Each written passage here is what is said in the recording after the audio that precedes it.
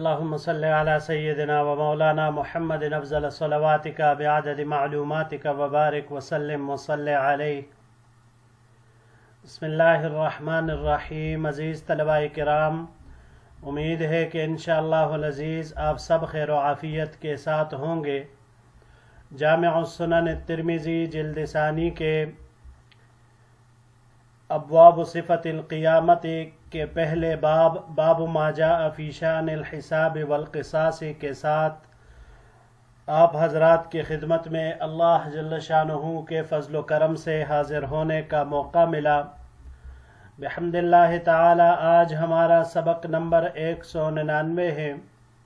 بڑھتے ہیں اپنے سبق کی طرف.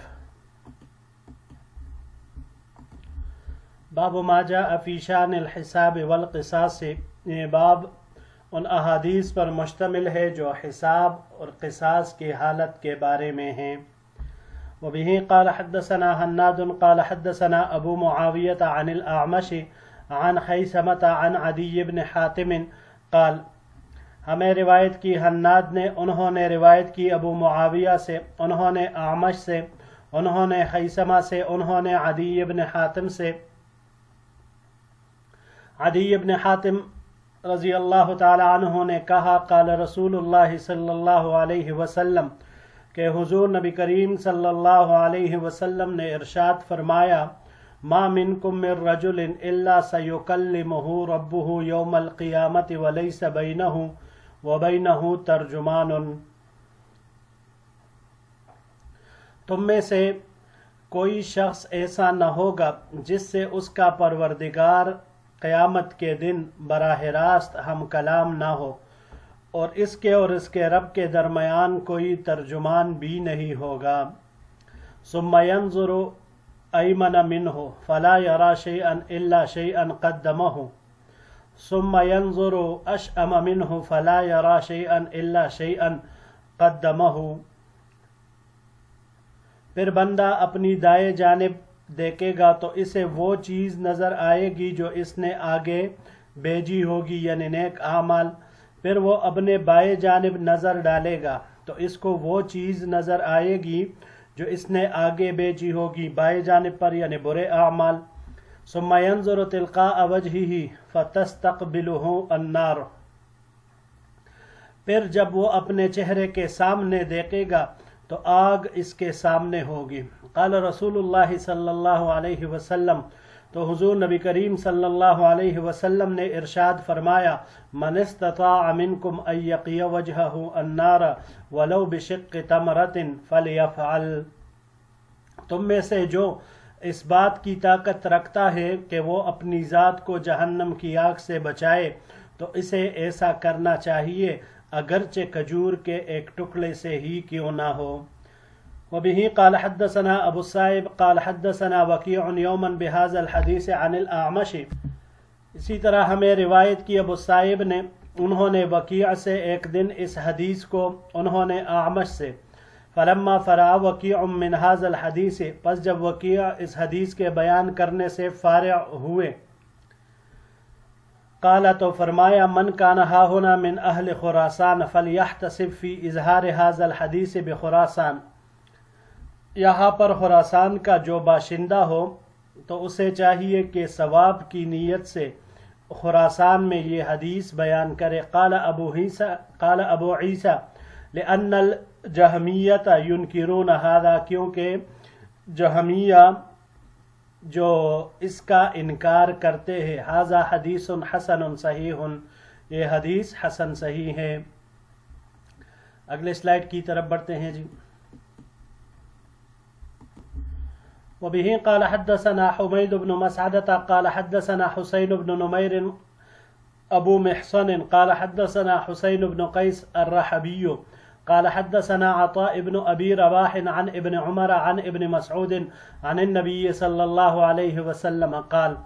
ہمیں روایت کی حمید بن مسعدہ نے، انہوں نے روایت کی حسین بن نمیر ابو محسن سے، انہوں نے روایت کی حسین بن قیس الرحبی سے، انہوں نے روایت کی عطاء ابن ابو رباح سے، انہوں نے عبداللہ ابن عمر، انہوں نے عبداللہ ابن مسعود رضی اللہ تعالی عنہما سے، اور ان دونوں حضرات نے حضور نبی کریم صلی اللہ علیہ وسلم سے کہ آپ علیہ الصلاۃ والسلام نے ارشاد فرمایا لا تزال قدما ابن آدم یوم القیامت من عند ربہ حتی یسأل عن خمس،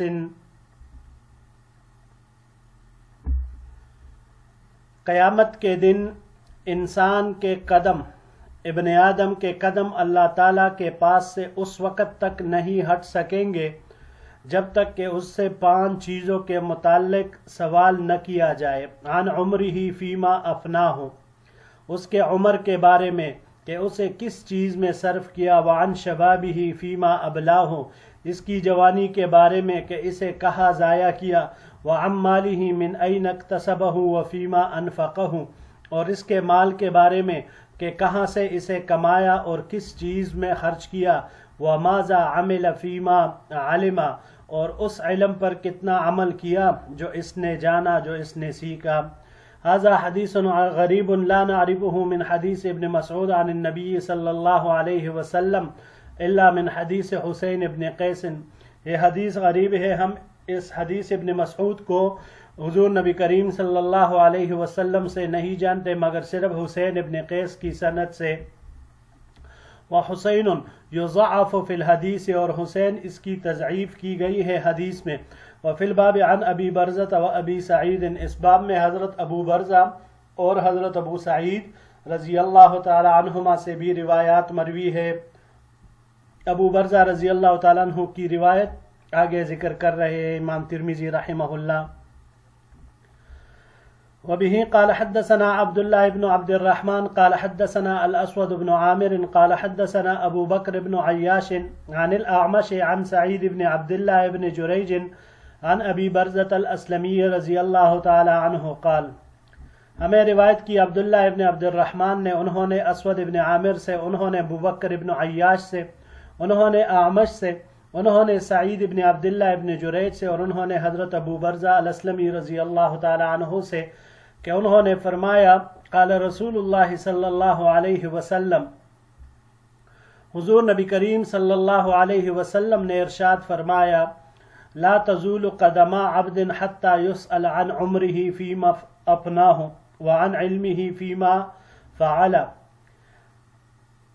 کسی شخص کے قدم اللہ کے پاس اس وقت تک نہیں ہٹ سکیں گے یہاں تک کہ اس کے عمر کے بارے میں سوال ہوگا کہ اس نے کس چیز میں صرف کیا، اس کے علم کے بارے میں سوال ہوگا کہ اس میں کتنا عمل کیا، وعن مالہ من این اکتسبہ وفیما انفقہ، اور اس کے مال کے بارے میں سوال ہوگا کہ اسے کہاں سے کمایا اور کس چیز پر خرچ کیا، وعن جسمہ فیما ابلاہ، اور اس کے جسم کے بارے میں سوال ہوگا کہ اسے کس چیز میں بوسیدہ کیا۔ هذا حدیث حسن صحیح، یہ حدیث حسن صحیح ہے۔ وسعید بن عبداللہ ابن جریج هو مولا ابی برزۃ الاسلمی رضی اللہ تعالی عنہ، سعید بن عبداللہ ابن جریج یہ جو راوی یہاں پر آئے ہیں تو یہ حضرت ابو برزہ اسلمی کے آزاد کردہ ہے۔ وہ ابو برزۃ الاسلمی اسمہ نزلۃ بن عبید، ان کا نام نزلہ ابن عبید ہے۔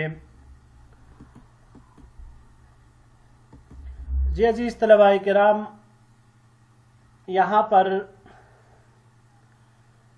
باب ما جاء فی شأن الحساب والقصاص، تو حساب اس کے معنی تو ویسے ہے گننا اور شمار کرنا ہے، لیکن یہاں پر مراد یہ ہے کہ قیامت کے دن بندوں کے اعمال کو شمار کرنا اور ان کا حساب کرنا یہ ہے۔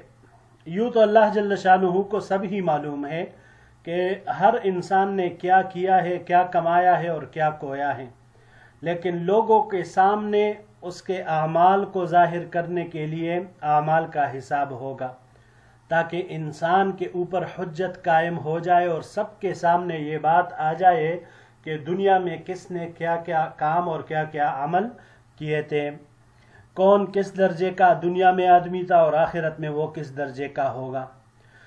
قیامت کا حساب چونکہ قرآن اور حدیث سے ثابت ہے، اس لیے مومن ہونے کے لیے اس کا عقیدہ رکھنا بھی واجب ہے۔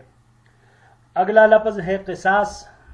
قصاص بدلے کو کہتے ہیں، یعنی جس شخص نے جیسا کیا ہے اس کے ساتھ اسی طرح کیا جائے تو یہ قصاص کہلاتا ہے۔ قصاص جو عام طور پر استعمال ہوتا ہے خون کے بدلے خون میں آتا ہے، اندام کے بدلے اندام میں، زخم کے بدلے زخم میں، اسی میں استعمال ہوتا ہے۔ عام طور پر انسانی نفس کے بدلے نفس میں اس کا استعمال ہوتا ہے۔ اب باب کی پہلی روایت سے 3 امر ثابت ہوتے ہیں۔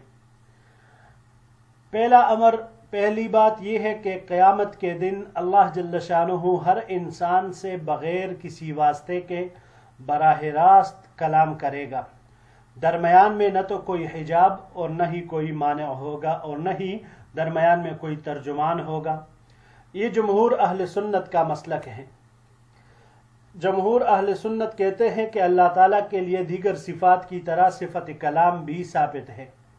صرف جہمیہ اللہ تعالیٰ کے صفات کا انکار کرتے ہیں، اور یہ سب کو پتہ ہے گمراہ فرقہ ہے۔ ان کا سربراہ جہم ابن صفوان تھا، اور اس کا کہنا تھا کہ انسان کو اپنے افعال پر کوئی قدرت اور اختیار نہیں ہے، بلکہ وہ بس جماد کی طرح ہی ہے۔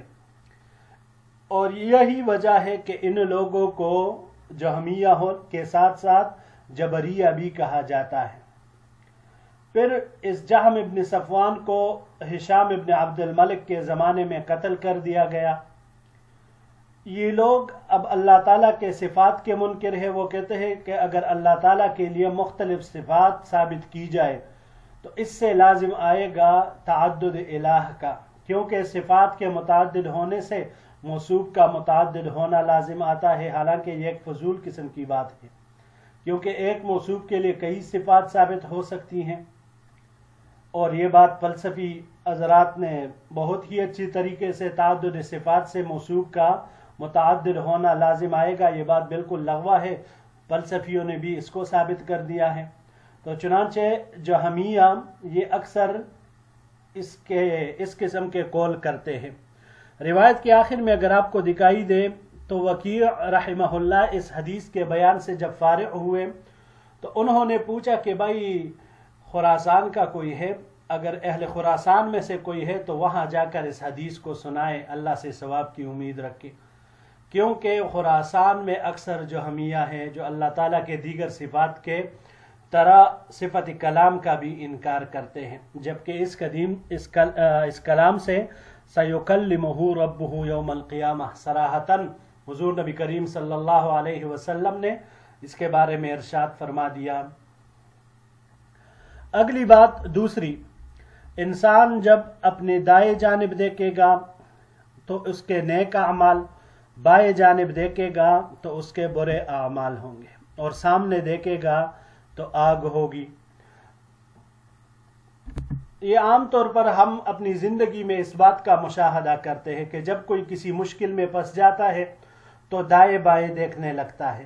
تو قیامت کے دن ہر بندے کو ایک سخت ترین مرحلہ وہ درپیش ہوگا، اس لیے وہ دائیں بھی دیکھے گا اور بائیں بھی دیکھے گا۔ دائیں طرف جب دیکھے گا تو اپنے نیک اعمالوں کو دیکھے گا، اور بائیں جانب نظر کرے گا تو برے اعمال دکھائی دیں گے، اور سامنے کی طرف سے اسے آگ نظر آئے گی۔ اس آگ کے اوپر پل صراط ہوگی جہاں سے اسے ضرور بالضرور گزرنا ہے۔ لہٰذا اگر کوئی شخص یہ چاہتا ہے کہ میں اس آگ کے شر سے محفوظ رہوں اور پل صراط کو پرسکون طریقے سے پار کروں، تو اسے چاہیے کہ وہ دنیا میں اپنے نیک اعمال میں خاطر خواہ اضافہ کرے، اللہ کی نافرمانی سے مکمل اجتناب کرے، تو تبھی اسی صورت میں یہ انسان جہنم کی آگ سے بچ سکے گا۔